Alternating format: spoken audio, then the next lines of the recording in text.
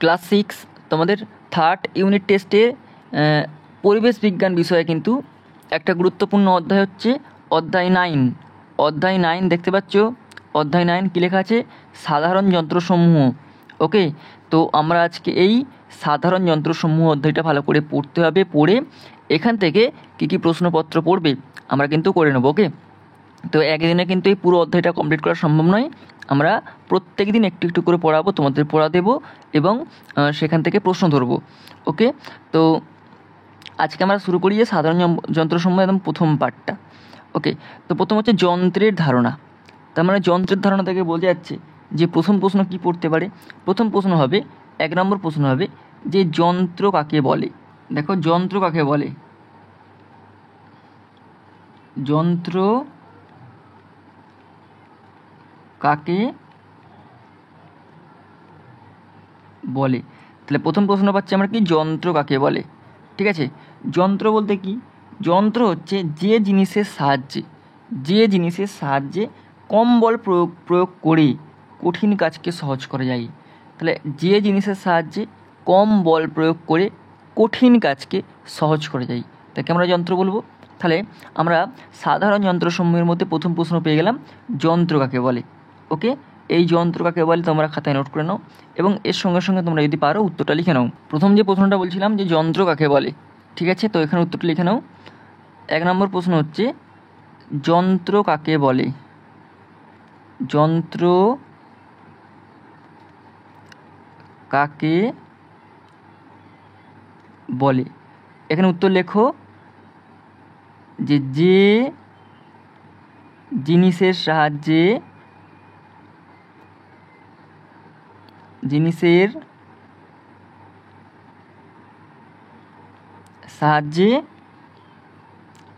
কম বল প্রয়োগ করে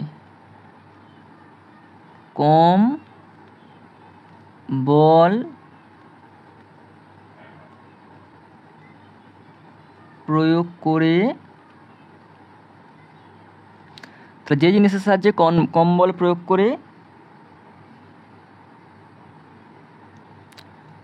কঠিন কাজ সহজ করা যায়। কঠিন কাজ সহজ করা যায় তাকে যন্ত্র বলে। ওকে, তাহলে প্রথম প্রশ্ন কী পেলাম, যে যন্ত্র কাকে বলে। ওকে, তার উত্তর লিখে দিলাম যে যে জিনিসের সাহায্যে কম বল প্রয়োগ করে কঠিন কাজ সহজ করে তাকে যন্ত্র বলে। ওকে, তাহলে আমরা যন্ত্র কাকে বলে প্রথম পেয়ে গেলাম এটা পড়াতে গিয়ে। এরপরে কয়েকটি সরল যন্ত্রের উদাহরণ দাও। পরের যে প্রশ্নটা পাবো এখান থেকে, যে কয়েকটি সরল যন্ত্রের উদাহরণ। 2 নম্বর প্রশ্ন লিখে রাখি, এটা তোলা হয়ে গেছে সঙ্গে সঙ্গে, তোমরা তুলে নাও। এরপর 2 নম্বর যে প্রশ্নটা দেখো, নেক্সট যে প্রশ্নটা পাবো আমরা 2 নম্বরটা, সেটা হচ্ছে কয়েকটি সরল যন্ত্রের উদাহরণ দাও। কয়েকটি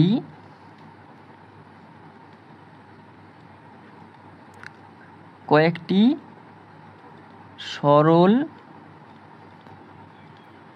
যন্ত্রের উদাহরণ দাও। ওকে, তাহলে উত্তর কী হবে? কয়েকটি সরল যন্ত্রের উদাহরণ কী হবে উত্তর? যেমন ধরো কাঁচি হচ্ছে একটা সরল যন্ত্র। ঠিক আছে, যেমন ধরো হাতুড়ি, যেমন ধরো সূচ, যেমন ধরো সাঁড়াশি, এগুলো কি সরল যন্ত্র। ওকে, তাহলে একটি সরল যন্ত্র উদাহরণ উত্তর পেয়ে গেলে। এবার এইখানটায় আমরা প্রথম পড়ব, এই যে প্রশ্ন দুটো দিলাম এইখান থেকে আমরা প্রথমটা একটু দেখে নিই।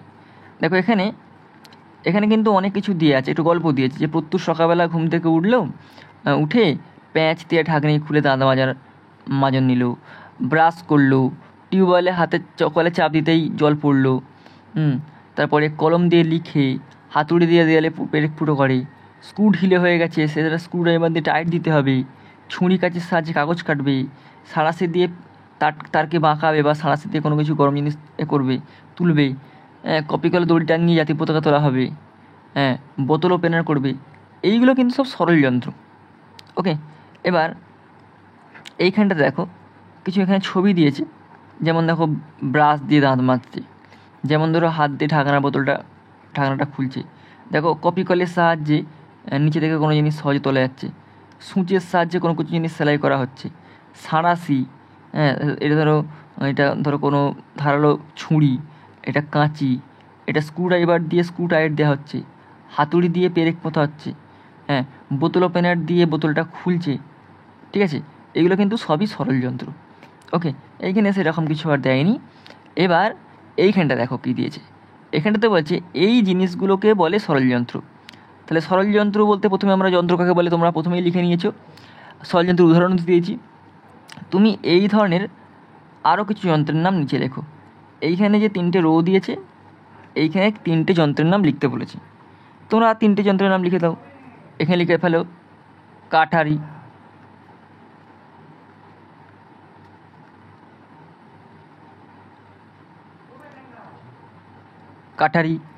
তার নিচে লেখো ছুরি,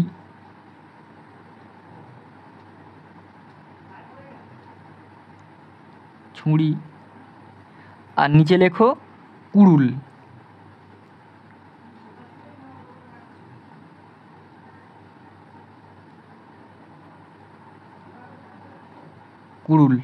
ঠিক আছে, এখানে আমি 3টেরও লিখে দিলাম, তোমরাও চট করে লিখে ফেলো। এবার দেখো এইখানে একটা দিচ্ছে, নিচেটা চলে আসো। এইখানে বলছে এরকম 2 বা তার বেশি সরল যন্ত্র নিয়ে তৈরি হয় জটিল যন্ত্র। তাহলে এইরকম 2 বা তার বেশি সরল যন্ত্র নিয়ে কী তৈরি হয়? জটিল যন্ত্র তৈরি হয়। তাহলে এখানে প্রশ্ন পড়তে পারে, 3 নম্বর প্রশ্ন পড়তে পারে। আমি এখানটায় 3 নম্বর প্রশ্ন দিয়ে লিখছি যে জটিল যন্ত্র কাকে বলে? জটিল যন্ত্র কাকে বলে?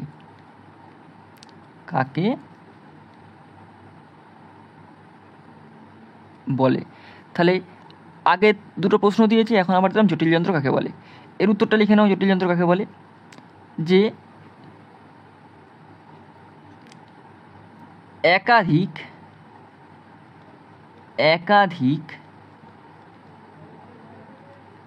সরল যন্ত্র নিয়ে তৈরি হয়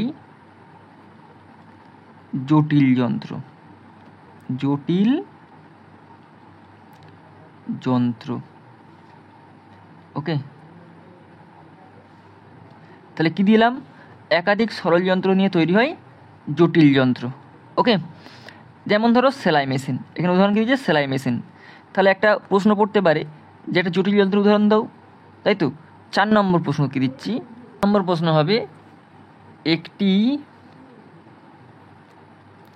জটিল যন্ত্রের উদাহরণ দাও। তখন কি লিখবে? তখন উত্তর লিখতে হবে কিন্তু সেলাই মেশিন।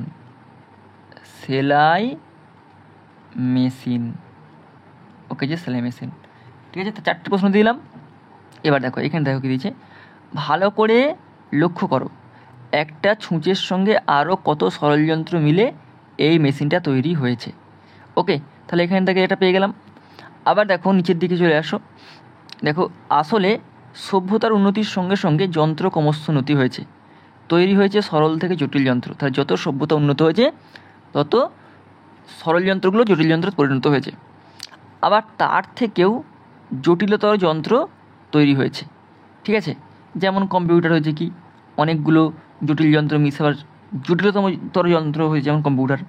ঠিক আছে, এবার নিচেটা শূন্যস্থান পূরণ দিয়েছে। দেখো বলছে সরল যন্ত্র আর জটিল যন্ত্র।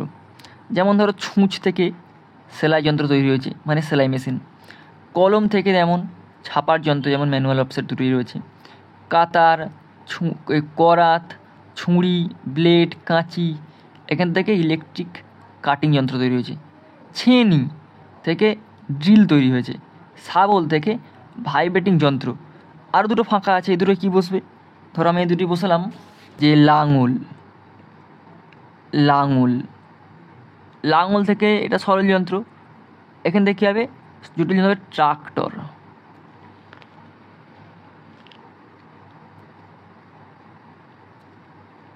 ট্রাক্টর কিন্তু জটিল যন্ত্র। ওকে, আবার ধরো নিচে লিখলাম, এখানে ধরো সাইকেল, সাইকেল। তাহলে এখানে কী হবে? জটিল যন্ত্র কী হবে?